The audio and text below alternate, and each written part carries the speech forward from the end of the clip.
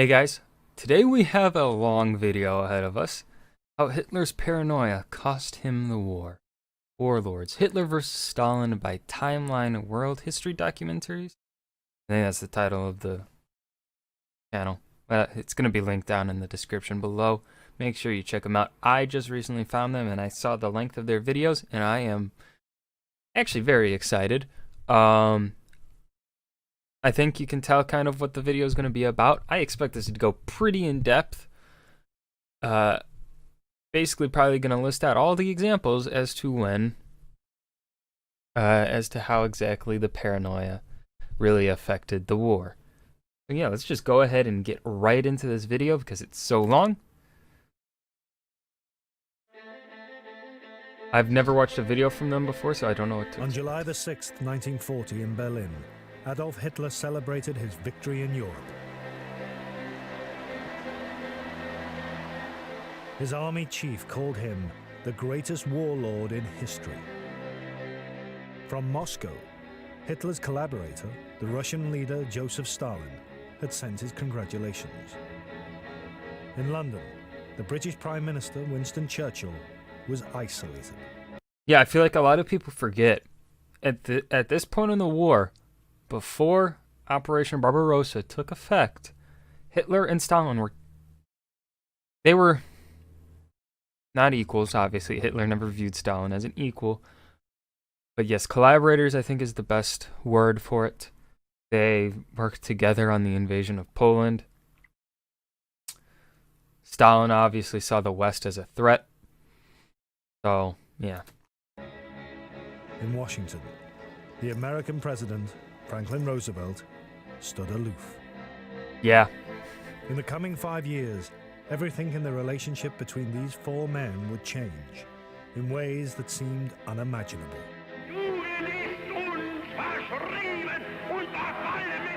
While their nations fought a war of weapons, these four great warlords of the 20th century fought a war of the mind. What started as a European war has developed into a war for world domination. At the heart of this private war, It was kind of a war for world domination from the beginning. was a Sorry, series of FDR. psychological duels in which they lied, schemed, charmed, flattered, and deceived to win. God, they were all... Technically, What was curious they were all shitty was people. that these duels took But place some were not shitty, more between shittier than enemies, the others. but between men who at the time were allies. Yet their behavior was egotistic, tempestuous, monstrous, and politically, despite the rosy glow in which some are seen today, always selfish. Fucking amazing, yes! FDR and Churchill were selfish people. Very, very selfish. We shall never cease to persevere against them till they have been... But obviously, in comparison to Hitler and Stalin, yeah. The duels of the warlords decided the strategy for the greatest battles in history. They were also the epicenter of a seismic shift in world power. From the age of European empires to the age of two ideologically opposed superpowers, Yep. with devastating consequences for hundreds of millions of people. Yep.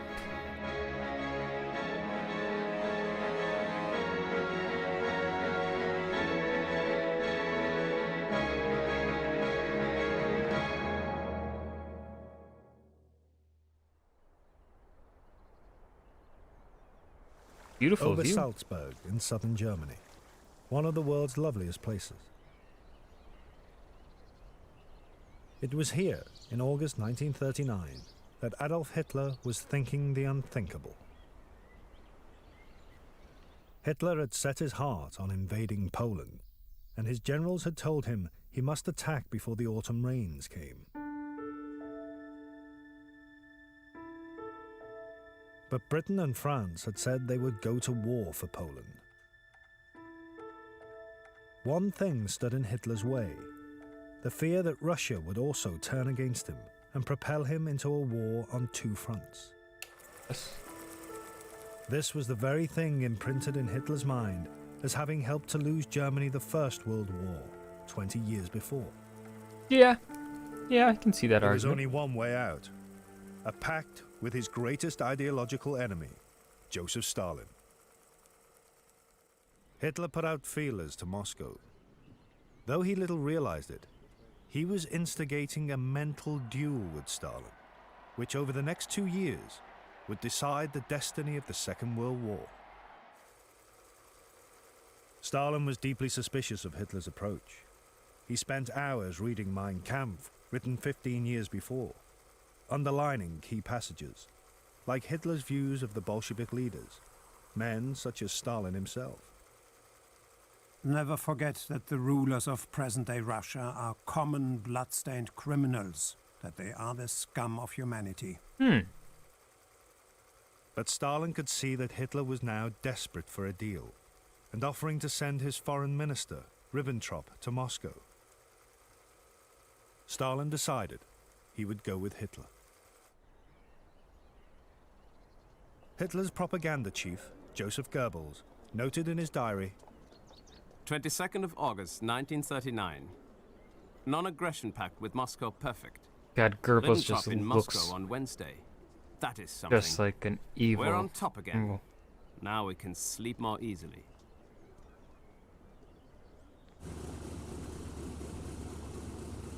On August the 23rd, Ribbentrop landed in Moscow. But Hitler needed one piece of reassurance. He sent his personal photographer, Heinrich Hoffmann, to film Stalin's earlobes, to see whether they were ingrown and Jewish, or separate and Aryan. They were separate. Stalin passed Hitler's test. So fucking weird. Oh. Shortly after midnight, on August the 24th, 1939, the Nazi-Soviet pact was signed, and with it, a secret protocol under which Germany and Russia would carve Poland into two. Hitler phoned Ribbentrop. This will hit like a bombshell. But, as Goebbels noted, it was not strength, but fear of Stalin knifing him in the back that had forced Hitler into history's biggest U-turn. The Führer believes he's in the position of scrounging for favors, and beggars can't be choosers. In times of famine, the devil feeds on flies.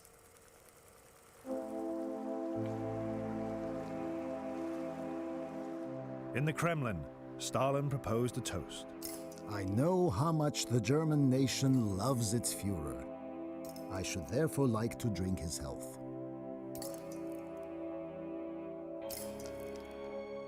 The public perception of But Hitler. like Hitler, Stalin was also Privately, people probably thought pretty different, but obviously, in a fascist world, kinda have to put up a fake face so you don't get executed. acting from fear that Hitler would attack him. That evening, he told his inner circle, Of course, it's all a game to see who can fool whom. He thinks he's outsmarted me, but actually it's I who's tricked him. Yes.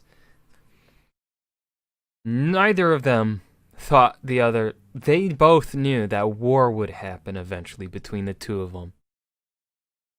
It's just that how quickly Hitler's army was able to push the Soviets back is what surprised Stalin. Stalin was not at all surprised by the attack. Stalin had found a bedfellow for whose cunning he had held a long and sneaking admiration. But Stalin was definitely hoping to be the first to attack. Back in 1934, Stalin had observed Hitler eliminate his rivals within the Nazi Party in the so-called Night of the Long Knives. He remarked, Did you hear what happened in Germany? Some fellow, that Hitler. Splendid. That's a deed of some skill. Hitler Foreshadowing. had felt no such mutual admiration. In his early years in power, he was set on the dreams of Mein Kampf, an alliance with Britain's Sea Empire, while he expanded to the east and built his German land empire on the continent. Only when that plan had clearly failed did Hitler begin to see in Stalin someone he might do business with. Business.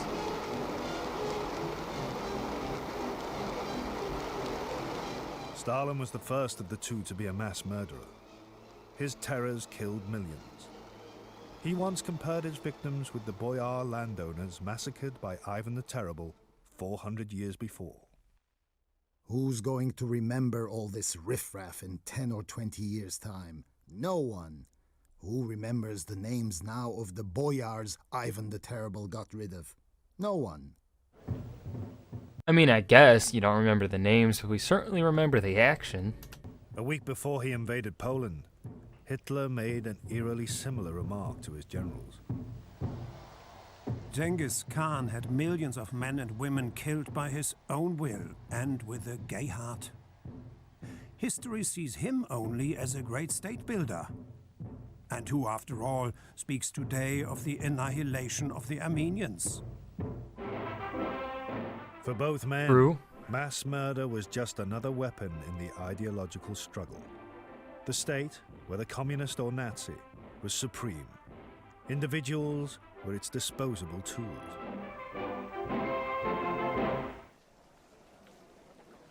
They even extended this idea to their domestic lives. Hitler had secret mistresses, most notably Eva Braun. But in public, no woman could come between him and his nation. One of his secretaries recalled that he emphasized again and again, My lover is Germany. Stalin did marry, twice, and had children. But the suicide of his second wife, Nadia, in 1932, further brutalized him. Echoing Hitler, he told an associate, A true Bolshevik shouldn't and couldn't have a family because he should give himself wholly to the party. Stalin told his son, Vasily. I'm not Stalin. Stalin is Soviet power. Now, in August Haven't heard that 1939, before. these two great ideologically opposed warlords were inextricably linked. 8 days after the signing of the pact, Hitler invaded Poland. Britain declared war. Winston Churchill rejoined the British cabinet. Stalin publicly supported his Nazi collaborator. He told the world, It is not Germany who has attacked England and France, but England and France who have attacked Germany. That's a way to look at it. the enslavement of Poland further united the two extreme proponents of totalitarian violence. SS units killed 60,000 Jews and members of the Polish ruling class. It was Hitler's first experience of mass murder and profoundly influenced him. It showed him his followers would actually do it. Stalin's secret police, the NKVD, long versed in mass killing, would carry out similar massacres in the east of Poland. Among their victims were more than 20,000 Polish officers and political prisoners whose bodies would be discovered 3 years later. As their secret police mutilated Poland, the two dictators faced their destinies hand in hand. Over the next 2 years, in a mind war unparalleled in world history, they would both become gripped by a series of delusions that would lead them into colossal error and the bloodiest conflict there has ever been.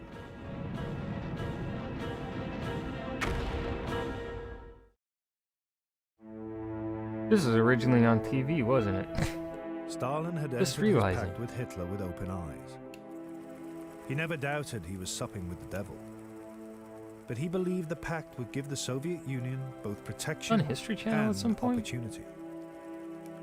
Just a week after the Nazis invaded Poland, he told his inner circle, A war is on between two groups of capitalist countries. Hitler, without understanding it or desiring it, is shaking and undermining the capitalist system. We can maneuver, pit one side against the other to set them fighting with each other as fiercely as possible. Stalin was also eyeing up a further desirable outcome, the chance to expand his communist empire. What would be the harm if, as a result of the rout of Poland, we were to extend the socialist system onto new territories and populations? For Hitler, the pact also opened the door to conquest. He could now turn all his energy and attention to planning the invasion of France. Joseph Goebbels noted Hitler's hopes for a long-term collaboration with Stalin. 1st of October 1939. Conference with the Führer in private. He is convinced of Russia's loyalty. After all, Stalin is said to pocket a huge profit.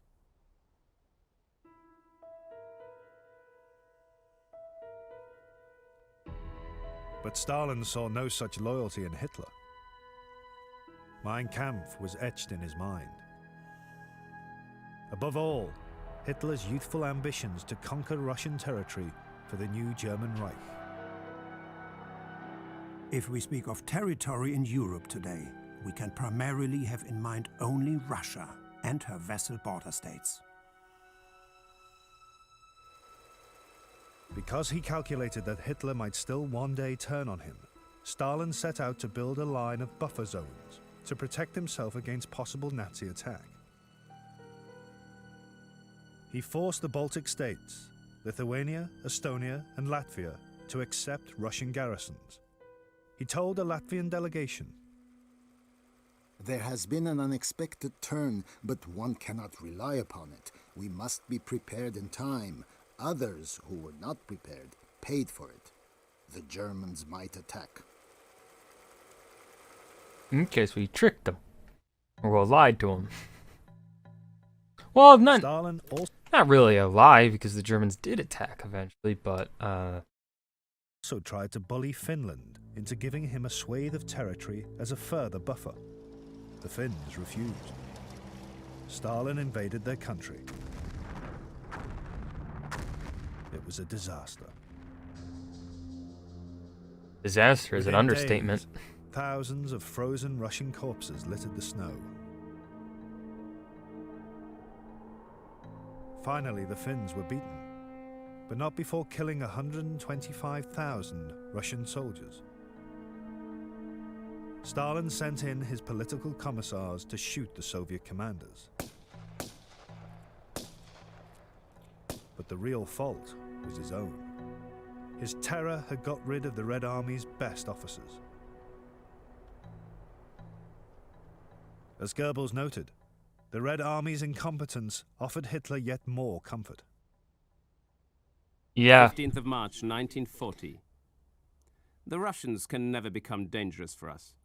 If Stalin shoots his own generals, we won't need to do it. So far, we've There's had a nothing point but there, advantages yeah. from our alliance with Russia. Certainly has a point.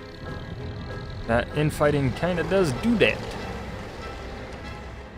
On May the 10th, 1940, I feel like I'm not talking enough, Hitler, but I don't know with what his else eastern to really front secured add by because Stalin, they're covering it so well. launched his blitzkrieg to the west.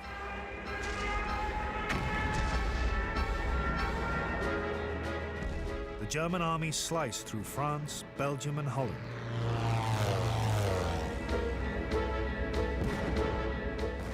The British were driven from the continent. For Hitler, it was a triumph. For Stalin, a disaster. Yeah, I could Nikita see that. That'd be Khrushchev, terrifying. later Russia's prime minister, recalled Stalin's reaction to Hitler's lightning victories. I remember being with Stalin. He was Khrushchev. extremely nervous. He was racing around, cursing like a cab driver. He cursed the French. He cursed the English. How could they allow Hitler to defeat them, to crush them? Stalin not only saw the superiority of the German army, he knew that the Germans sensed our weakness because of the war we had fought with Finland. Maybe don't kill off all your, best generals and captains and officers and stuff, On June the 17th, 1940, Just the because they French government disagree with sued you. for peace. The long-lasting and mutually destructive war of the capitalist and fascist states, which Stalin had so gleefully anticipated, was over in a trice. The next day, as Hitler celebrated in Munich with the Italian dictator Mussolini, Stalin, Mussolini, gritted teeth, sent his congratulations on the Wehrmacht's splendid success.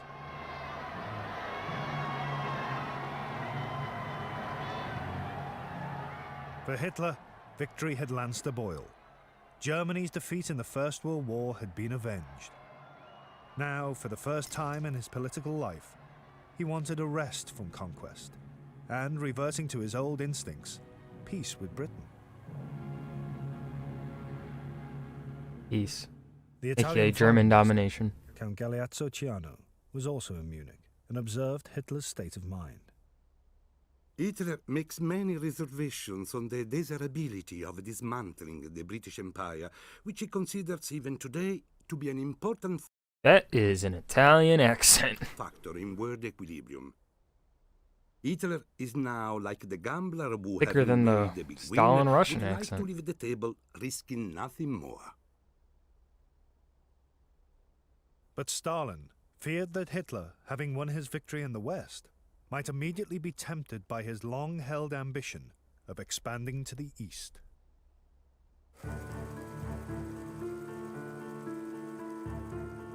Stalin now embarked on a hugely risky double strategy, going on a 10-day land grab to expand and protect his empire, while also trying not to provoke Hitler.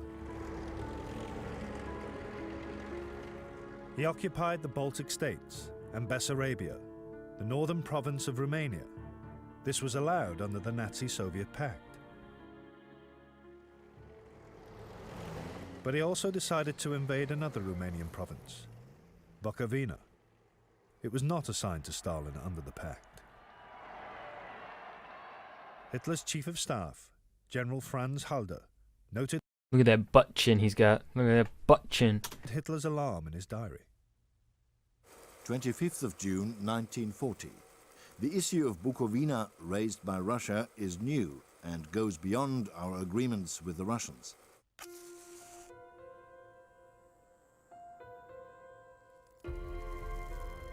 At precisely this moment, Stalin's duel with Hitler took a second, unexpected twist. Thick The cigar. Soviet leader received his first letter from Winston Churchill, who'd become British Prime Minister on the day Hitler launched his Blitzkrieg. It was an appeal to Stalin to beware of Hitler and come over to Britain's side. Stalin did not reply. Instead, to show Hitler his loyalty, he reported Churchill's approach to Berlin. Fatal error? Hitler now began to make his own interpretation of these two pieces of evidence: Stalin's rapacity in Romania and Churchill's approach. Oh. Thinking that Stalin betrayed him. Before the war, Hitler had described to his adjutant his secretive mental processes. Bear in mind that my brain works like a calculating machine. Each person who makes a presentation to me introduces into this calculating machine a small wheel of information. There forms a certain picture or a number on each wheel. I press a button, and there flashes into my mind the sum of all this information. Now the Hitler calculating machine began to build a conspiracy theory, which would have devastating consequences.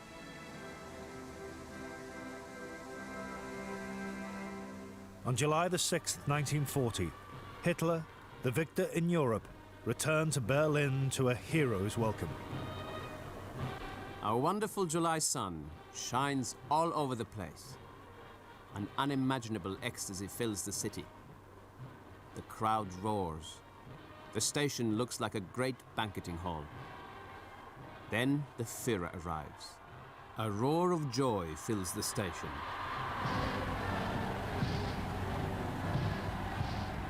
On this day, Hitler's army chief, General Keitel, called him the greatest warlord in history. But amid his triumph, Hitler was increasingly tormented by one overriding thought. As far as he was concerned, he had won the war.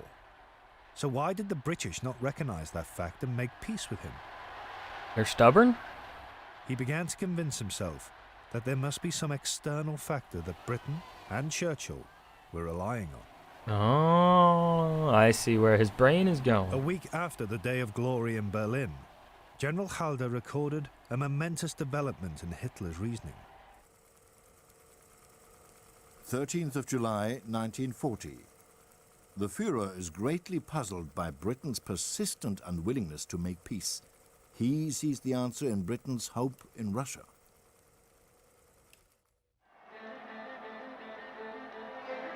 I could see how you could get a reasonable deduction from that. I mean, think about it. You just fought a war, or a series of battles, lost all of them. You no longer have a foothold in Europe. You're struggling in Africa at this time, and you still don't surrender. So then your enemy's thinking, or well, say you're fighting someone. You've won on all fronts, essentially. You're winning in Africa. That enemy is isolated. They have no more allies that are a established country at this time. And you're like wondering, why haven't you given up yet? You can't do anything on your little island over there. We've won. They still don't give up. Then you're wondering, wait, who's this one person I have constantly been mistrustful of? Yes, they're hoping he joins the war. It is, you can come to that conclusion. You're a paranoid person. On July the 19th, 1940, in a speech to the Reichstag, Hitler made his final plea for peace to Britain. Churchill and the British were not interested.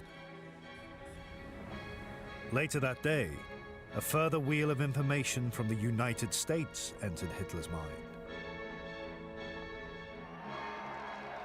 Franklin Roosevelt was nominated by the Democrat Party to run for president for the third time. His acceptance speech contained an attack on Nazi aggression. Hitler was now seeing spectres across the globe.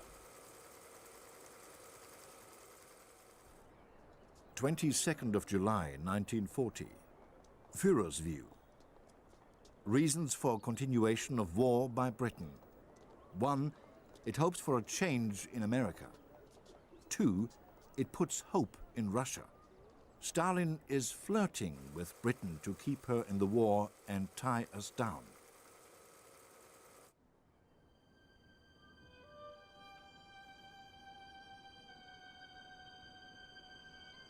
Hitler retreated to the mountains of Obersalzberg. The delusion was building. Here, the summer before, he'd been dreaming up his pact with Stalin. Now he suspected him.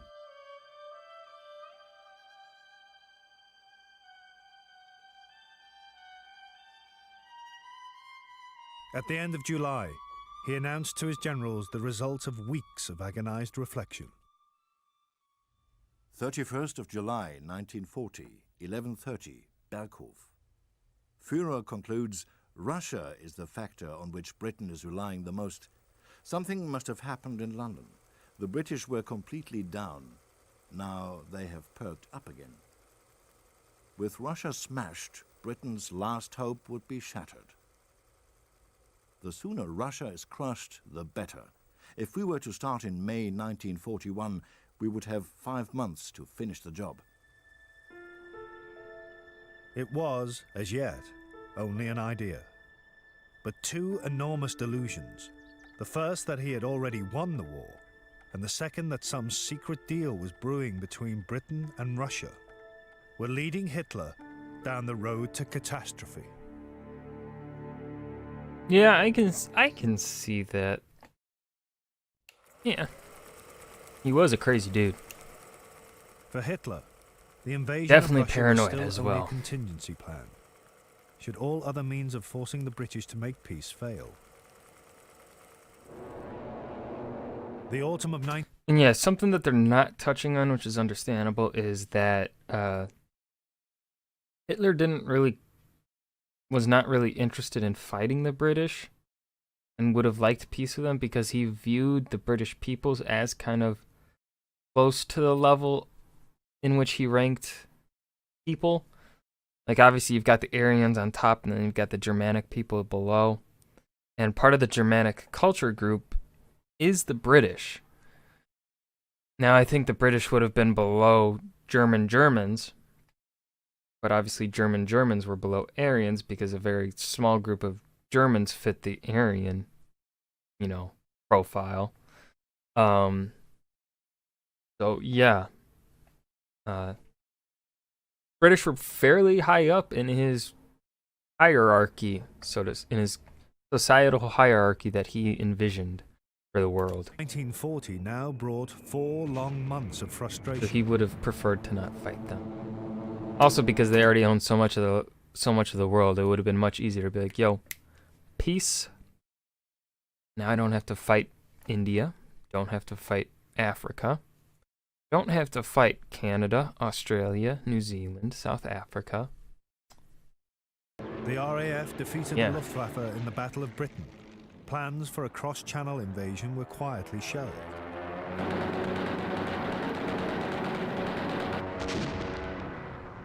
Yet despite these setbacks, Hitler kidded himself that he'd done enough. 15th of October 1940. Führer on military situation. War is won. Rest is mere question of time.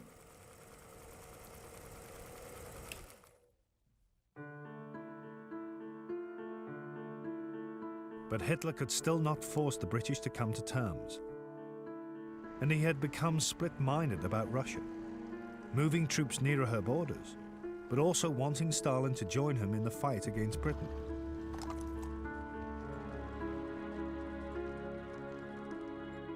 Hitler's adjutant, Major Gerhard Engel, noted in his diary, 4th of November 1940. Führer visibly depressed. He conveys the impression that at the moment he does not know how things should proceed. Then came the defining moment. Can we just say that's an adorable dog, though? Like, look at that dog. Cute dog.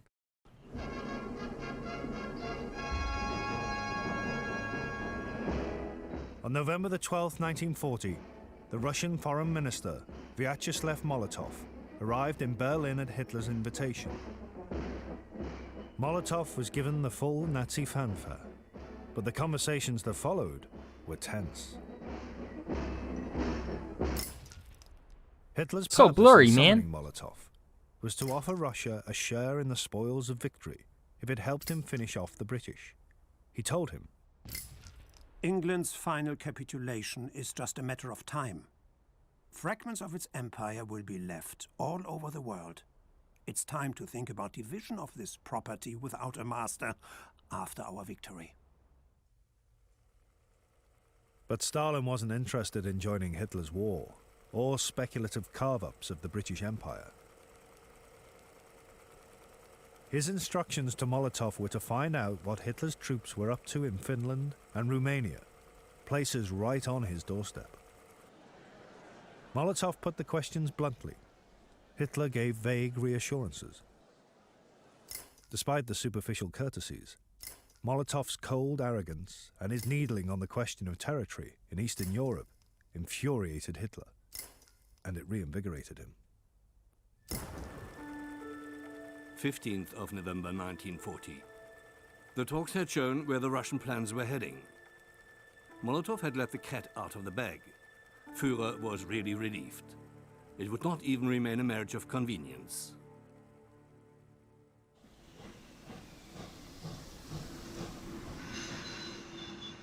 When Molotov reported back to Moscow on the talks in Berlin, Stalin realized that Hitler was turning against him. In early December, he told his generals, Can't really turn against someone if you've kind of always been against them, as Hitler was against Russia and the Slavic people. It was purely, the Molotov-Ribbentrop Pact was purely an agreement out of necessity for the Germans. The Germans wanted to make, Hitler specifically, wanted to ensure that the Russians stay out of the war, so that he didn't have to worry about fighting a two-front war, what he really wanted to avoid. We know that Hitler is intoxicated by his victories and believes that the Red Army will need at least 4 years to prepare for war. Obviously, 4 years would be more than enough for us, but we must be ready much earlier. We will try to delay the war for another 2 years. but Hitler was moving at a pace Stalin could not imagine. On December the 18th, 1940, he issued War Directive Number 23. The German Wehrmacht must be prepared before the ending of the war against England to crush Soviet Russia in a rapid campaign. The invasion date was set for May 1941. But behind the order lay uncertainty. 18th of December 1940. I'm convinced that the Führer himself does not know how it will turn out. He's very concerned at the lack of clarity as regards the strength of the Russians. Hopes for an English surrender. Does not think America will enter the war.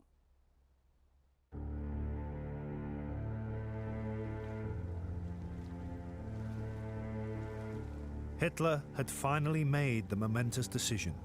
A war on two fronts. The very thing he'd sought to avoid when he first made his pact with Stalin. As I stated earlier. But he deluded himself that one front, Britain, was already won. It simply required a knockout blow against Russia for the British to understand their defeat. I'm gonna be honest.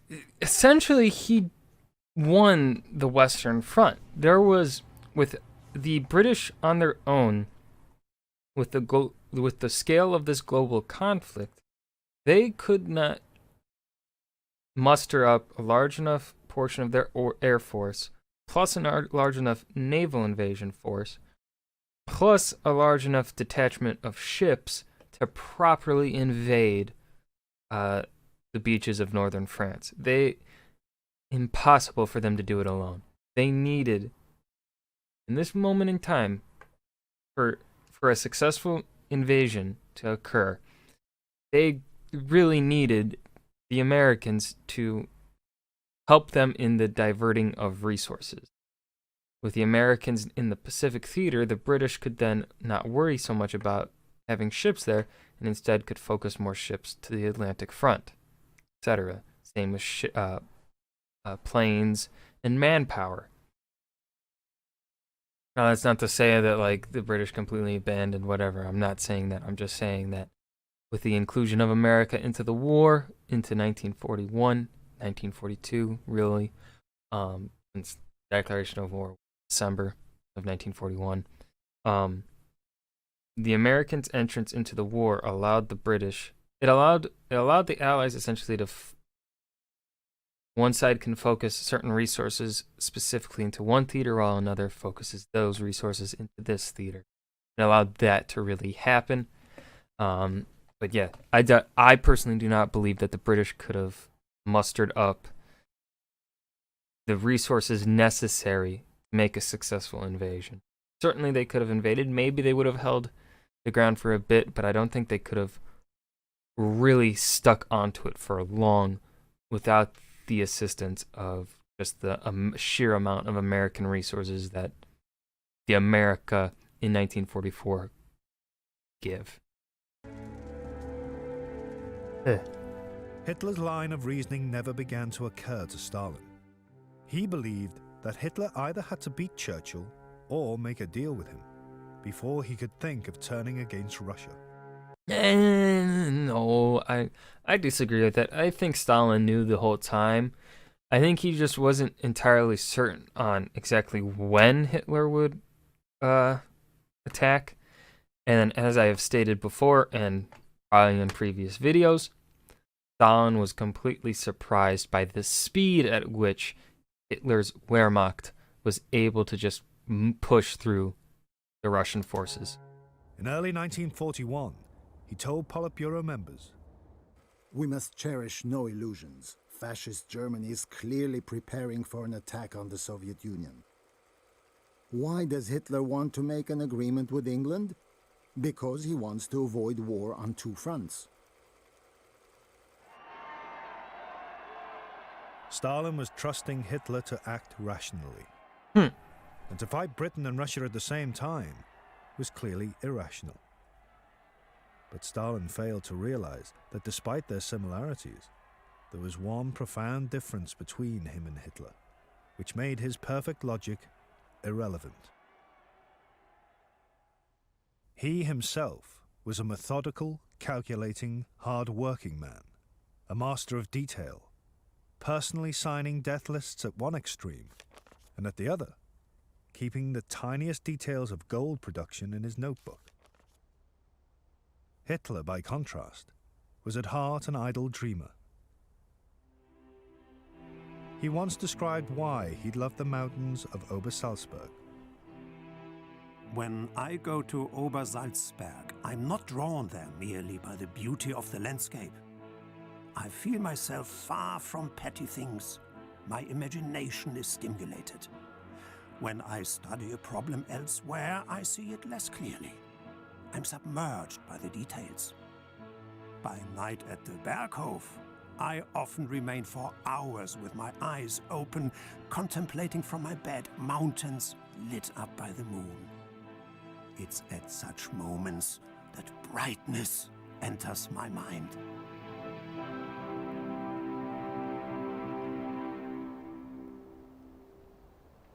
For Hitler, the big idea was never to be disrupted by small facts.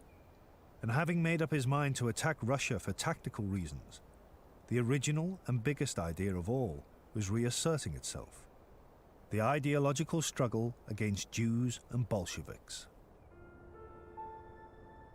His goal the entire time, essentially, aside from Throughout world domination, was to wipe out the Slavic people and the Jewish. 1940, Hitler had hardly mentioned the Jews. But on January the 30th, 1941, in his traditional speech marking the anniversary of the Nazis' rise to power, he repeated a chilling threat he'd first made before war broke out. Though the world are plunged into yet another world war, the result will be that the Jews will take over even more.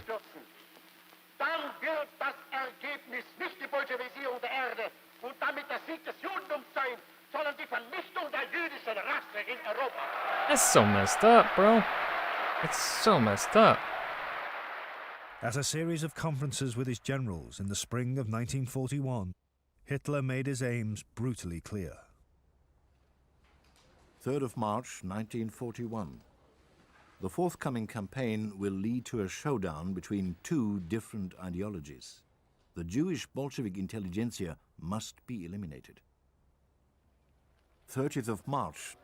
We must forget the concept of comradeship between soldiers. This is a war of extermination.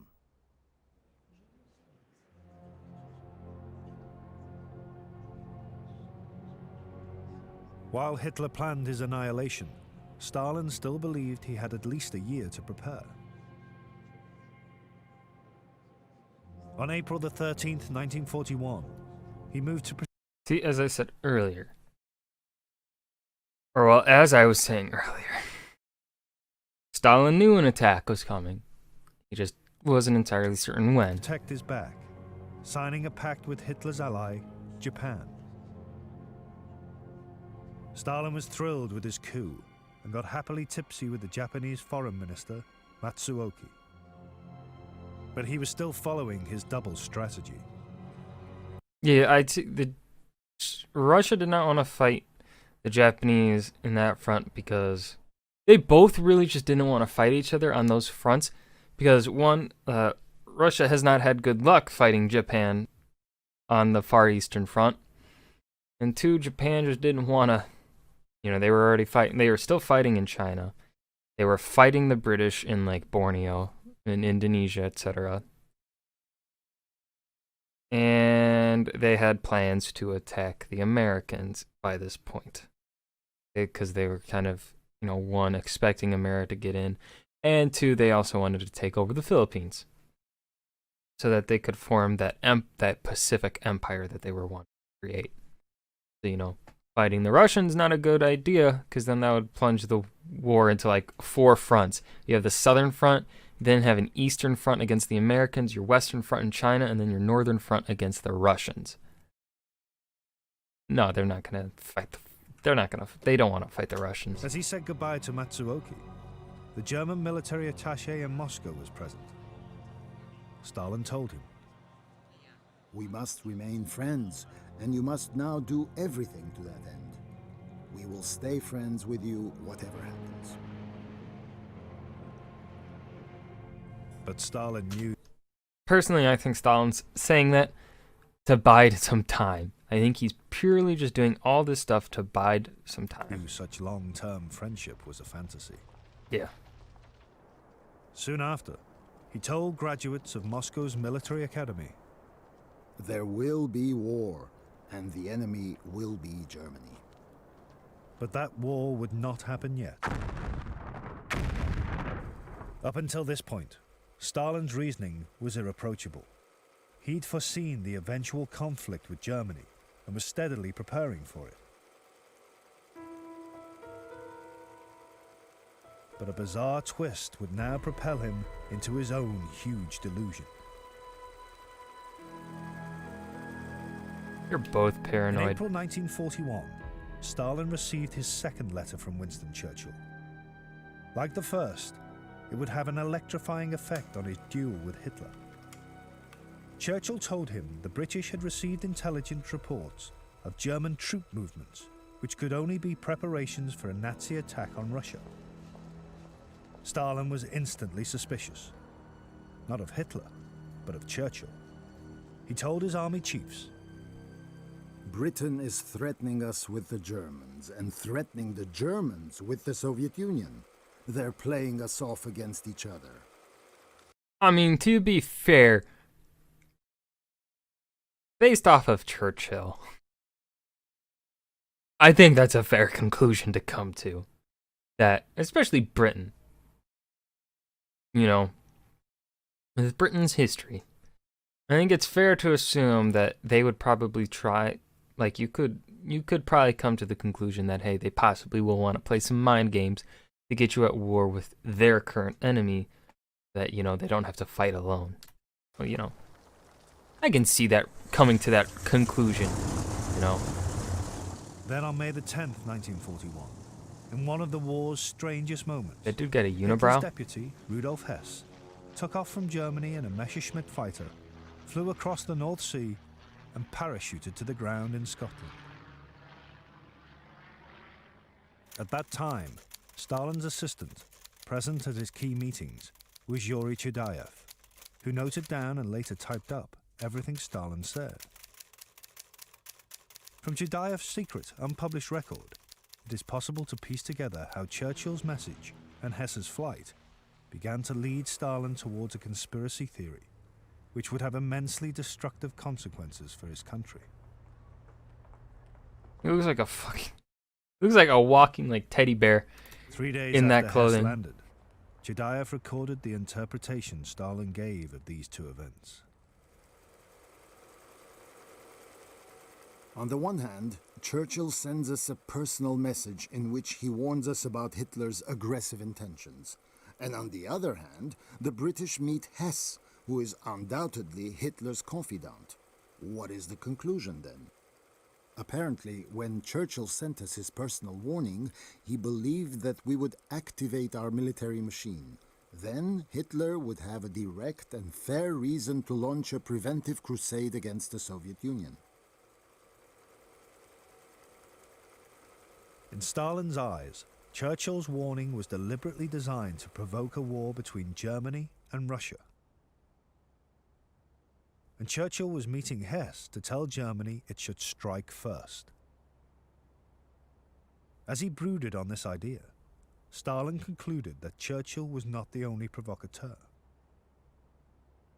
On June the 5th, he told his military chiefs, England, France, and America see in Germany the only hope to get rid of Bolshevism, and therefore help the Nazis in all possible ways in their crusade to the east.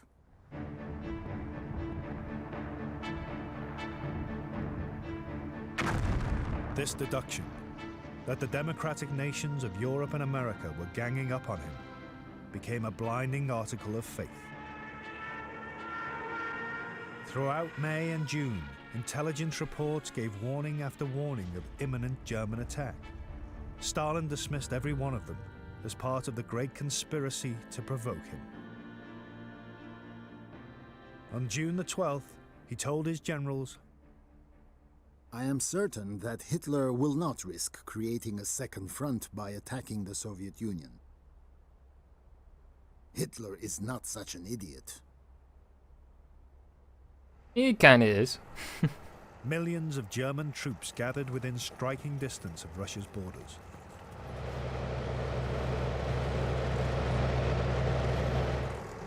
Operation Barbarossa, as it was now called, was scheduled for 10 days' time. Weird pronunciation. June the 22nd. The duel between Hitler and Stalin was reaching its endgame.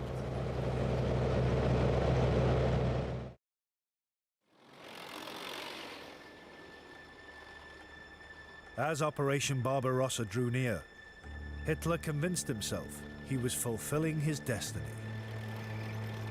I mean, it was his ultimate goal. On June the 16th, 1941, with 6 days to go, he told Goebbels, That which we have spent our lives fighting, we will now annihilate.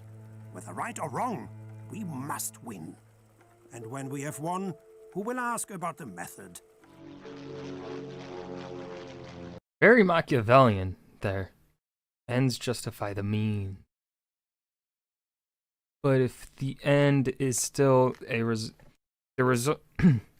if in the end you're still wiping out an entire group of people, that is still entirely wrong and messed up. That day, a Soviet spy in the Luftwaffe sent yet another warning of imminent German attack.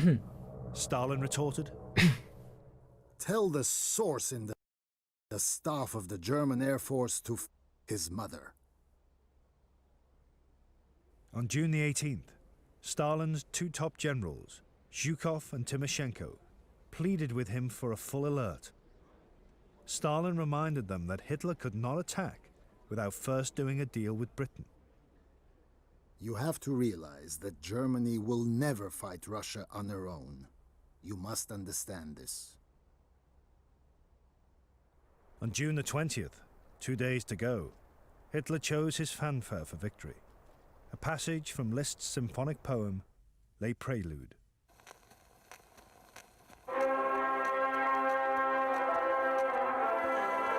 Probably gonna get me copyrighted.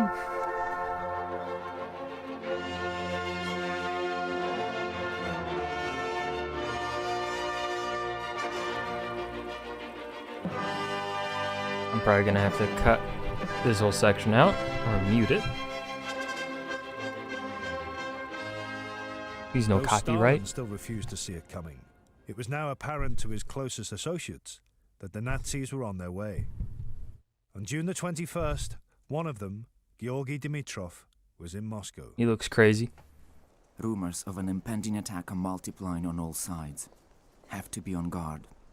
Called Molotov this morning. Molotov says the situation is unclear. There is a major game underway.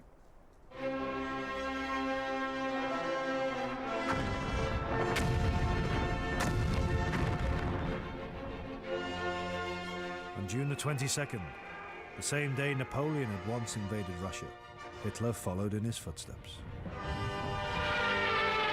Bet you he did that on purpose. At 3:30 a.m., the attack begins. The greatest deployment in world history. The Führer is as if released from a bad dream, the nearer we get to the decisive moment. All his tiredness seems to disappear. I'm given a deep insight into his thoughts. We have no option but to attack. This cancerous abscess must be cauterized. Stalin will fall. At 7 a.m., I was urgently summoned to the Kremlin. Germany has attacked the USSR. The war has begun. Stalin to me. They attacked us without declaring any grievances, without demanding any negotiations. They attacked us viciously, like gangsters. Stalin's great conspiracy theory they did. that the democracies were plotting to provoke him was shattered. His misreading of Hitler, the man he'd viewed as a rational strategist, was total. That was your first Hitler mistake. had completed an extraordinary mental journey. A year before, he had seen the invasion as a tactic to make Britain crumble. Now the ideology with which he had set out 20 years before had once again taken pride of place. He wrote to his Italian ally, Benito Mussolini.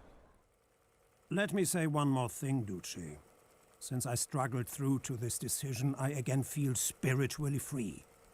The partnership with the Soviet Union was often very irksome to me, for in some way or other it seemed to me to be a break with my whole origin, my concepts, and my former obligations. I am happy now to be relieved of these mental agonies.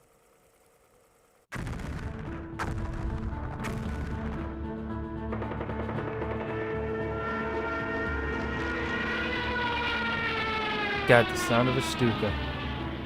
While Operation Barbarossa cleansed Hitler, it only shocked and depressed Stalin. His fury was directed equally at Hitler and at his own generals, whose positioning of their forces, insisted upon by Stalin himself, had allowed the Germans to smash through Russian defenses. This is a monstrous crime. Those responsible must lose their heads. You gonna kill yourself then, Stalin? NKVD units were sent to the front to arrest the guilty men. The commander, General Pavlov, was shot. 5 days later, Stalin remarked, Lenin founded our state, and we've fucked it up. The Red Army, taken by surprise because Stalin had refused to allow it to prepare, was in headlong retreat. 2 weeks after the invasion, General Halder noted in his diary, 3rd of July, 1941. He also looks like just a stereotypical movie evil German guy. No overstatement to say that the Russian campaign has been won Just that in the face. space of 2 weeks. It's also punchable. militarily, Barbarossa turned the war on its head. And his experience with Hitler also had a vital psychological effect on Stalin. He later remarked, When you're trying to make a decision, never put yourself into the mind of the other person, because if you do, you can make a terrible mistake. Stalin had lost the mind game. Hitler had outwitted him. But Hitler would be the eventual loser. His decision to attack Russia signed the death warrant of his own dreams of empire and of European imperialism in general. And it would create an unlikely coalition of three ideologically opposed warlords to fight him. But the relationship between the two great Democrats in that coalition began with another mental duel, which ran in parallel with the duel of the dictators. It too was riddled with mutual suspicions, false promises, and evasion. True. FDR wanted the goal, essentially, FDR's goal is essentially to undermine Britain so that the United States could take Britain's spot as the #1 world power. But that is the end of the video. This was super long.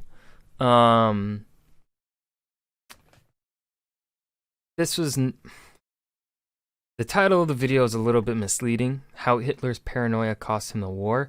They didn't really describe. They kind of described a little bit about that paranoia, but more it was kind of the lead up to Operation Barbarossa, and not really about Hitler's actual paranoia. And it didn't really explain. It's kind of like assuming people already, I mean, I guess in a sense, people watching this probably already know about World War II enough to where they can say, like, the declaration on the Soviet Union was kind of a shot in the head to the German war effort. But the video says it's how Hitler's paranoia cost him the war. Don't really explain how this cost him the war. They just say, yeah, he was starting to believe that the Soviets were teaming up with the British. He didn't like that. That's essentially all they said. They didn't explain really how his actions would cost him the war, which is what I kind of which is what I was kind of expecting, you know? But other than that, it was a well-made video. This definitely aired on TV. I don't know what channel. I don't know how old it is, but pretty good video, I'd say. Hope you guys enjoyed this longer form video, this longer reaction. But yeah, guys, remember to leave a comment down below as to what you'd like to see me react to next. I try to look at each recommendation and see if I can provide a substantive, reaction, instead of just me sitting there watching it like, yeah. I try and actually provide my own understanding of things. So if I don't react to your video, the reason is I probably don't know enough on that topic to give a proper reaction. But yeah, remember to hit the subscribe button and like button. Yeah, see you guys next time. Have a good day. Thank you.